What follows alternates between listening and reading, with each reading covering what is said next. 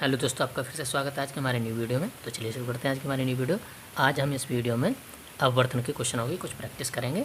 ठीक है, चलिए शुरू करते हैं। सबसे पहला क्वेश्चन क्या दे रखा है, बाह्य में गमन करती प्रकाश किरण जल में जब तिरछी प्रवेश करती है, क्या प्रकाश किरण अभिलंब की ओर झुकेगी या अभिलंब से दूर होगी। ठीक है, हमें क्या दे रखा है, कोई प्रकाश किरण है वो बाह्य से किस में जा रही है, जल में जा रही है।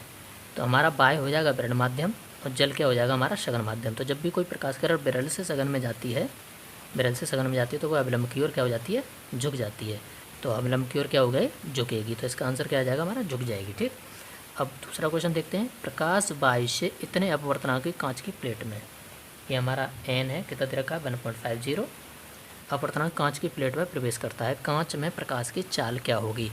ठीक है, तो बाह्य में हमें पता है प्रकाश की चाल कितनी होती है, 3 × 10⁸ मीटर पर सेकंड। अब पर हमें बतानी है कांच में प्रकाश की चाल कितनी हो जाएगी। तो हमारे पास एक फॉर्मूला n/c/v क्या होता है, n/c/v। हमें बताना क्या, ये हमारे बाह्य में प्रकाश की चाल और ये हमारी उस माध्यम में प्रकाश की चाल। तो हमें माध्यम में प्रकाश की चाल बतानी है, तो v हम निकालेंगे c/n।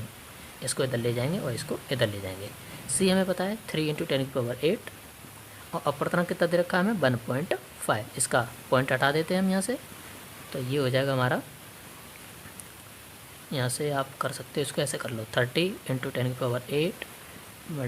डिवाइडेड बाई 15, 15 दूनी 30। तो यहाँ से कांच में प्रकाश की चाल कितनी आई, 2 × 10⁸ मीटर पर सेकंड, मतलब ये कम हो गई। ठीक है, तो जब भी प्रकाश किरण एक माध्यम से दूसरे माध्यम में जाती है तो उसकी प्रकाश की चाल थोड़ी सी बदल जाती है। ठीक है, वो देखना पड़ेगा क्या है। अगला क्वेश्चन क्या है, केरोसिन, तारपीन तथा जल दिए गए, इनके अपवर्तनांक दे रखे हैं हमें 1.4, 1.47, 1.33। इनमें से प्रकाश सबसे अधिक तीव्र किस माध्यम में चलेगा। तो हमें एक रिलेशन पता है v/c/n। मतलब इसका क्या हुआ, जिसका अपवर्तनांक ज़्यादा होगा उसके प्रकाश की चाल कम हो जाएगी और जिसका अपवर्तनांक कम होगा उसमें प्रकाश की चाल क्या हो जाएगी, ज़्यादा हो जाएगी। तो हमें पूछा क्या है, किस माध्यम में अधिक तीव्र किस माध्यम में चलेगी। तो ये देख लो कि किसका अपवर्तनांक सबसे ज़्यादा है, तो ज़्यादा होगा तो कम हो जाएगा। तो हमें देखना है किस माध्यम का अपवर्तनांक सबसे कम है। तो ये 1.44 है, ये 1.47 है, ये कितना है 1.33। तो ये सबसे कम है। जब ये हमारा सबसे कम है v/1/n, ये सबसे कम, तो ये क्या हो जाएगा सबसे ज़्यादा। तो हम इसमें आंसर क्या हो जाएगा हमारा, जल में प्रकाश की चाल क्या हो जाएगी, सबसे ज़्यादा रहेगी। अब हमें दे रखा है हीरा का अपवर्तनांक दे रखा है, मैं प्रकाश की चाल बतानी है, तो वही फार्मूला हमारा v/c/n। c हमें पता है 3 × 10⁸ अपॉन n कितना दे रखा है 2.42। इसको कैलकुलेट कर लेंगे आप और इससे हमारे उसमें हीरे में प्रकाश की चाल पता चल जाएगी। ठीक है, अब हम पढ़ते हैं थोड़ा सा आगे। जब प्रकाश किरण एक माध्यम से दूसरे माध्यम में जाती है, ठीक है, तो प्रकाश की चाल तरंगदैर्ध्य तो बदल जाती है, चाल भी बदल जाती है, तरंगदैर्ध्य भी बदल जाती है, परंतु प्रकाश की आवृत्ति नहीं बदलती। क्या नहीं बदलती, प्रकाश की आवृत्ति। ठीक, तो आवृत्ति और प्रकाश की चाल और लैम्बडा में एक रिलेशन होता है c/ν लैम्बडा। ठीक, तो ये हमारा ये बाह्य में प्रकाश की चाल है, तो यहाँ पर न्यू लैम्बडा हवा में तरंगदैर्ध्य हो जाएगी।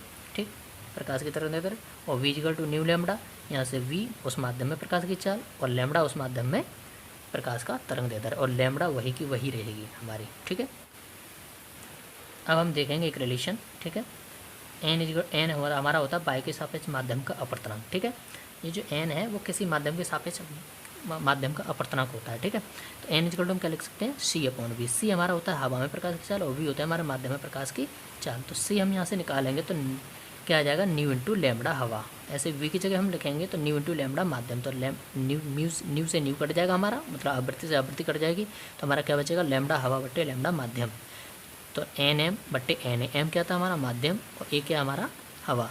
तो हवा इसमें ऊपर आ रही है, इसमें आ रही है हमारा हवा आ रही है, माध्यम आ रहा हमारा नीचे। तो हम यहाँ से एक रिलेशन आएगा N1/N2 हम लिख सकते हैं λ2/λ1, या हम इसको डायरेक्टली लिखेंगे n inversely proportional to lambda.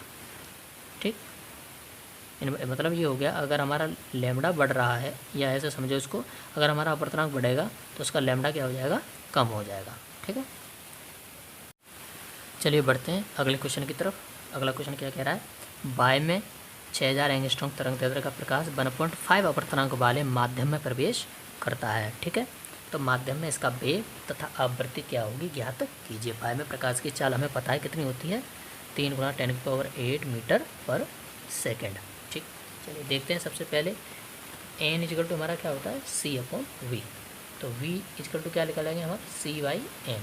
सी कितना होता है 3 × 10⁸ ठीक।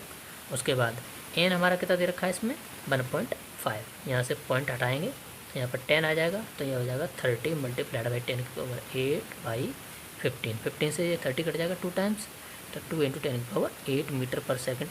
ये हमारी होगी प्रकाश की चाल, उस माध्यम में प्रकाश की चाल। अब हमें पूछा है आवृत्ति क्या होगी, तो हमने एक फॉर्मूला और पढ़ रखा है C is equal to nu lambda. ठीक है, C कितना है हमारा, तो हमें आवृत्ति निकालनी तो न्यू अलग कर देते हैं, C बाई लैम्डा कर देते हैं इसको।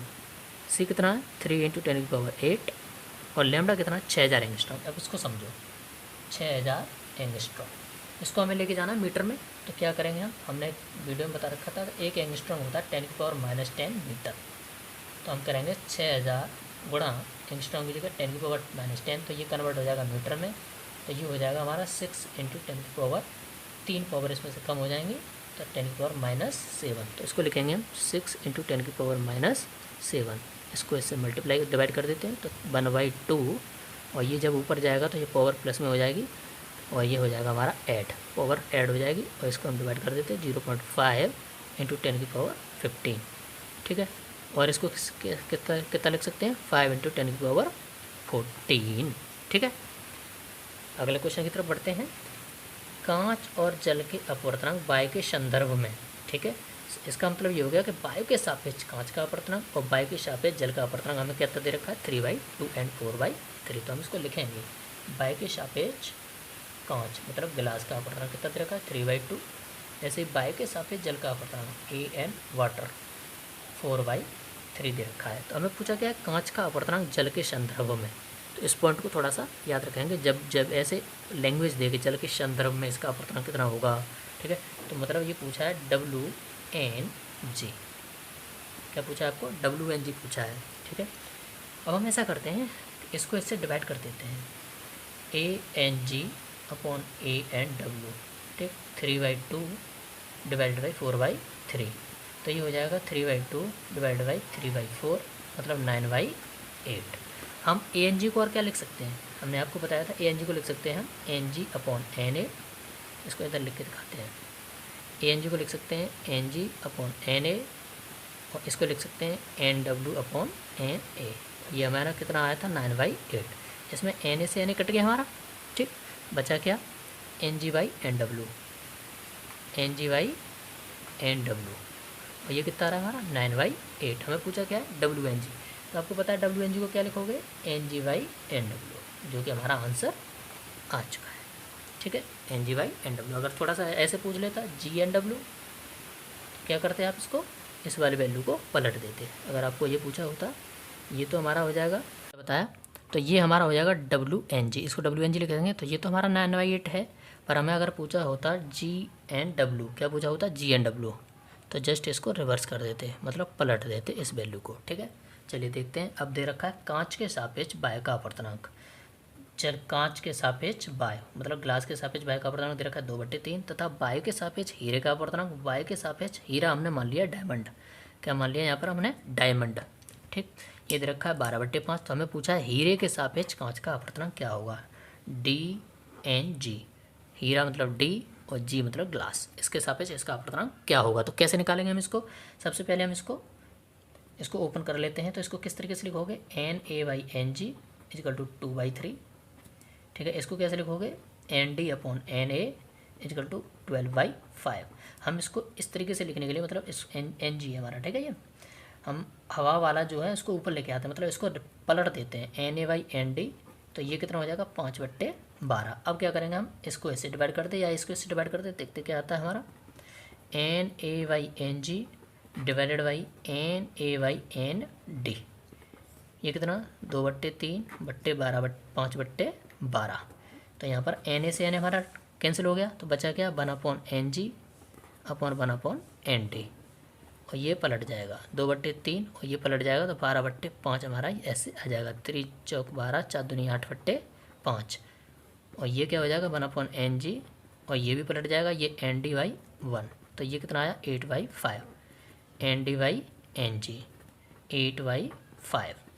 ठीक है, अब हम इसको क्या लिख सकते हैं, अब देखो इसको ओपन करके देखो क्या लिखा जाएगा इसी NG/ND। हमें निकालना क्या है NG/ND, और हमारा आया क्या है ND/NG। तो इसको भी पलट सकते हैं हम इसको आसानी से। तो NG/ND कितना हो जाएगा 5/8। NG/ND को हम क्या लिख सकते हैं DNG। यही हमारा फाइनल आंसर हो जाएगा। ठीक है, और ज़्यादा समझने के लिए हमारी पिछली वीडियो को देख चलिए अगला क्वेश्चन देखते हैं क्या कह रहा है हमारा अगला क्वेश्चन। किसी समतल परावर्ती तल पर 5000 एंगस्ट्रॉम का प्रकाश आपतित है, तो परावर्तित प्रकाश की आवृत्ति ज्ञात करो। तो हमारा सीधा आवृत्ति का फॉर्मूला होता है C=μ λ। यहाँ पर C क्या होता है हमारा प्रकाश की चाल, द्रवात में प्रकाश की चाल, वो कितनी होती है 3 × 10⁸ न्यू इंटू लेमडा कितना दे रखा है 5000 एंगस्ट्रॉम। इसको मीटर में बदलेंगे तो 10⁻⁻10 का मल्टीप्लाई कर देंगे। तो यहाँ से न्यू निकालेंगे तो कितना हो जाएगा 3 × 10⁸ डिवाइडेड बाई 5000 इंटू 10⁻⁻10। तो यहाँ से 3/5 इंटू 10⁸, और ये इसमें से ये घट जाएगा तो कितनी बचेंगी हमारी पावर माइनस के साथ, क्योंकि 3 पावर चलेगी यहाँ से, और इस पावर को ऊपर लेके जाओगे तो क्या हो जाएगा हमारा 10⁸ इंटू 10⁻+7। तो ये पावर ऐड हो जाएंगी और इसका डिवाइड कर देंगे तो 0.6 इंटू 10⁻15, और इसको सॉल्व करेंगे तो 10 इंटू 10⁻14 आ जाएगा हमारा। ठीक, ये हमारा फाइनल आंसर हो जाएगा इसका। अगला पढ़ते हैं क्वेश्चन। प्रकाश बाह्य से इतने अपवर्तनांक कांच की प्लेट में प्रवेश करता है। अपवर्तनांक कितना दे रखा है हमें 1.50। तो कांच में प्रकाश की चाल क्या होगी। तो हमारा सिंपल सा फॉर्मूला क्या हो जाएगा हमारा N=C/V। ये हमारा ये हमारा आवृत्ति तरंगदैर्ध्य और प्रकाश की चाल में रिलेशन है, और ये हमारा अपवर्तनांक प्रकाश की चाल और उस माध्यम में प्रकाश की चाल में रिलेशन है। तो इसको याद रखना है। ठीक, तो यहाँ पे हमें V बताना है तो C/N कर देंगे। इसको C की जगह हम क्या लगा देंगे 3 × 10⁸। N कितना दे रखा है 1.5, इसका पॉइंट हटा देंगे, ये हो जाएगा 30/15 10⁸ 15 दूनी 30। तो ये हो जाएगा 2 × 10⁸ मीटर। ठीक है, मीटर पर सेकंड। ठीक, तो मुझे उम्मीद है कि आपको क्वेश्चन समझ में आए होंगे। चलिए मिलते हैं नेक्स्ट वीडियो में, तब तक के लिए अपना ध्यान रखें। जय श्री कृष्ण।